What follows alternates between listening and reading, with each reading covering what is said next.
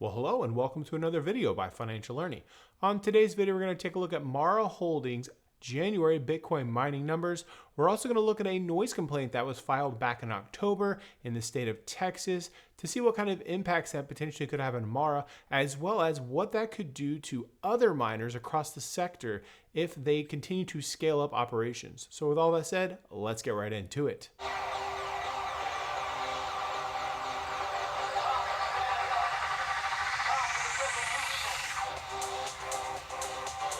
All right, and jumping into the press release, this subtitle says 218 blocks won in January, a 12% decrease month over month, and they increased their Bitcoin holdings to 45,659 Bitcoin. So we're going to take a look at what potentially caused this decline in blocks won and the Bitcoin totals for the month to decrease. So starting here, here's some information from the management. They said in January, our production saw a 12-month over month decline in blocks won, largely due to fluctuations in network difficulty and intermittent curtailment, said Fred Thiel, Mara's chairman and CEO. After a very busy end of 2024, during which we relocated and brought online over 100,000 miners, our energized hash rate remained consistent with December as no new miners were brought online during the month. So you can see that due to the level of difficulty, the other global increase of hash rate did end up creating a decline in Bitcoin numbers for Mara. But we're going to look a little bit further down in here. And this is actually what caused me to look into that noise complaint. Continuing on to this quote, we remain focused on optimizing our fleet and implementing strategic enhancements to drive long-term efficiency and performance at Wolf Hollow, Texas. And I have connections to Wolf Hollow. I'll talk about that in a minute. We successfully completed the conversion of over 230 containers of immersion cooling, achieving high uptime with our S21 Pro immersion miners. These fleet upgrades not only enhance efficiency, but also increase hash rate without additional power consumption. Meanwhile, at our Kearney, Nebraska site, we are nearing full conversion to S21 Pros, which we expect to improve fleet efficiency significantly. Looking ahead, we are committed to expanding our Bitcoin mining capacity in 2025 and further.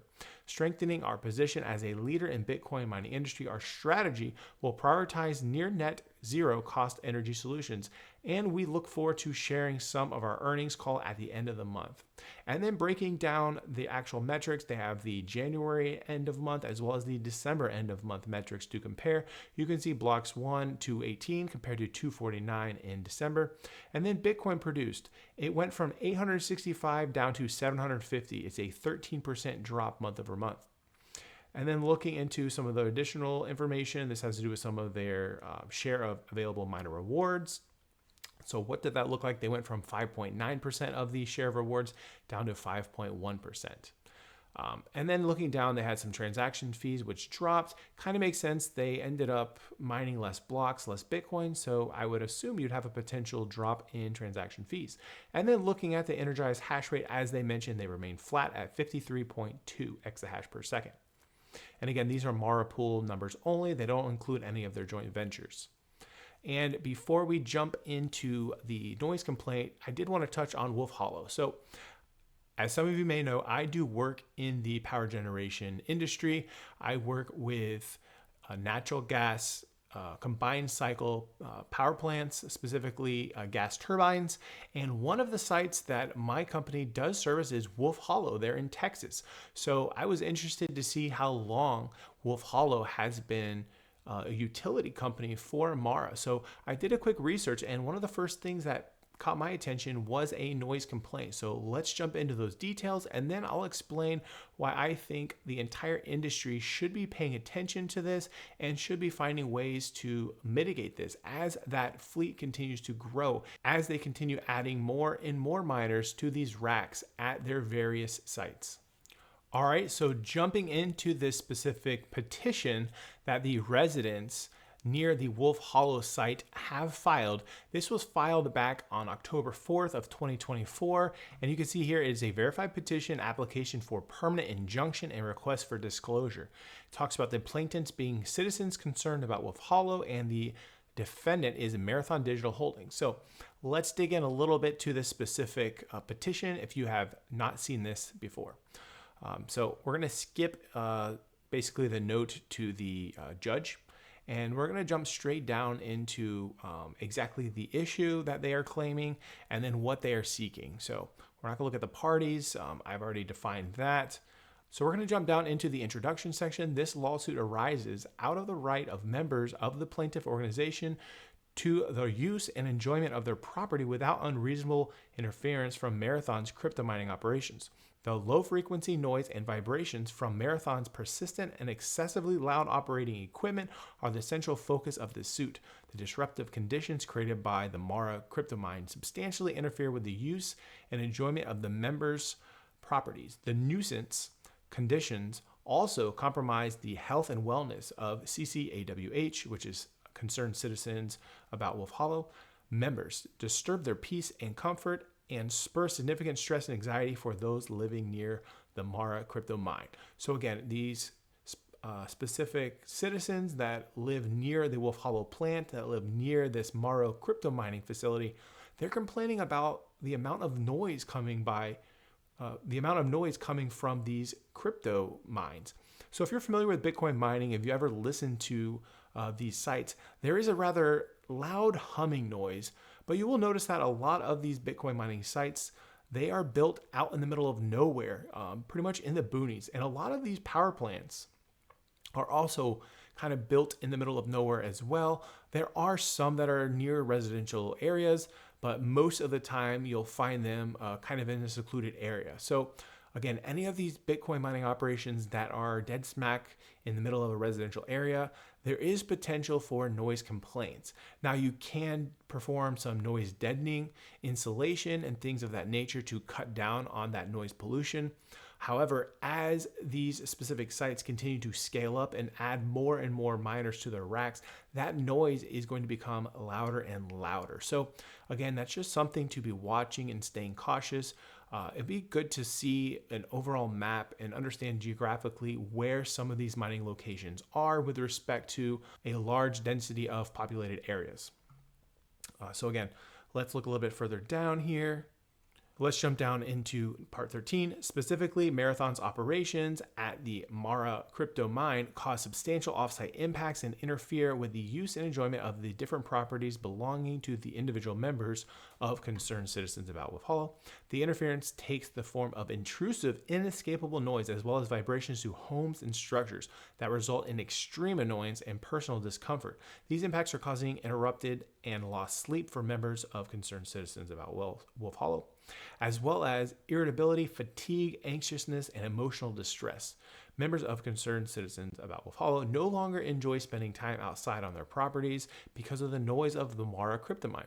Even in our own homes, CCAWH members can hear the Mara crypto mine's noise and feel its vibrations. As a consequence, CCAWH members' homes are no longer a refuge, and they suffer day in and day out from the Mara crypto mine's impacts. So again, this seems like it could be a significant issue. Now, earlier on in the year, another member did try to sue an individual. I don't know if it was a plant operations manager. You can find that specific lawsuit. That was thrown out because they said you can't sue a worker for what the company is doing. So again, it looks like this group is now going after the company itself. So it's going to be interesting to see what the judge has to say in terms of this noise pollution. Again, could something like this cause Mara or other crypto miners to have to shut down operations at night due to noise ordinance infractions? So let's jump down to what they are asking. Again, this is a rather large document. It is 22 pages long. So let's just kind of skim through some of the rest of this. I'm going to read some of these bold sections here. It says that Granbury was formerly a quiet and peaceful community before the operation of Mara crypto mine. The next section, again, a couple of these owners are providing some of their personal testimonies. So let's jump down into the next bold section. The crypto mine is constructed and Marathon eventually takes over operation. So Marathon was not the original owner of this specific Bitcoin mining operation. It was originally owned by North Holdings back in April of 2022, but Marathon did pick it up, I believe, early on in 2024. So let's continue down here and get into some more of this. So operations increase at Mara crypto mine. So again, talking about how they are scaling up. So depending on how much megawatts they were originally using versus how much they're expanding to, that means they're going to be putting more miners online as they continue to improve the grid infrastructure there and get more megawatts online. So again, that's going to cause additional noise, additional decibels to create more noise pollution for the surrounding residents. So again, let's continue reading on a little bit further. Going to this bold section, the Mara cryptomines offsite impacts significantly worsened within the past year. So again, they're saying how this noise is continuing to grow. And that was my first concern as well when thinking about how these miners are scaling up. So again, another section to point out is going to be that the Mara cryptomine is causing detrimental offsite impacts, and that the Mara cryptomine is harming the health and well-being of CCAWH members. Again, so these are all the claims that these specific individuals have put into the petition. Again, just more detrimental impacts. They keep giving more and more testimonials of different citizens around the area that are complaining about such things. It says Hood County and the local residents have documented noise violations from Mara cryptomine. So as I mentioned, there are specific times of day where noise ordinance would be in place, and specifically construction companies or just individual homeowners could be infracting upon those specific noise ordinances. So continuing down a little bit further, I want to read this section. So they talk about the cause of action, the private nuisance. So really this is just in summary of everything that these specific individuals, these concerned citizens about Wolf Hollow are bringing up against Mara Holdings. And then this last section here, we are almost at the very end of this. This application for permanent injunction is what they are looking for. And on top of that, they are asking for pre and post judgment interest. So they do want to seek recovery and pre-judgment, post-judgment interest at the highest rates permitted by law.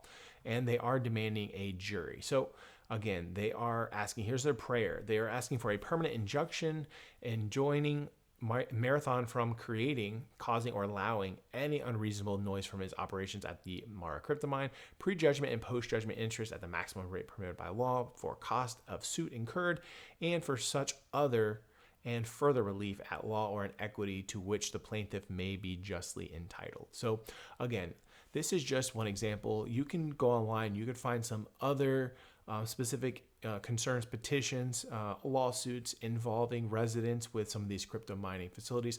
Don't get me wrong, I am very pro crypto mining. I think it does a great service by providing consistent revenue for the different utility providers around the country. And that does help some of these small rural towns where potentially the utility company cannot stay on 24/7, which provides them with a reduced amount of revenue. And a lot of those repairs, they fall back on the consumers that need that specific utility company to provide them that power. So again, by providing this service, by this Bitcoin miner coming online and consuming 24/7 power, it does provide these utility companies with a steady stream of revenue, and it will offset some of the costs that the residents would have to pay in some of those utility fees that they would incur.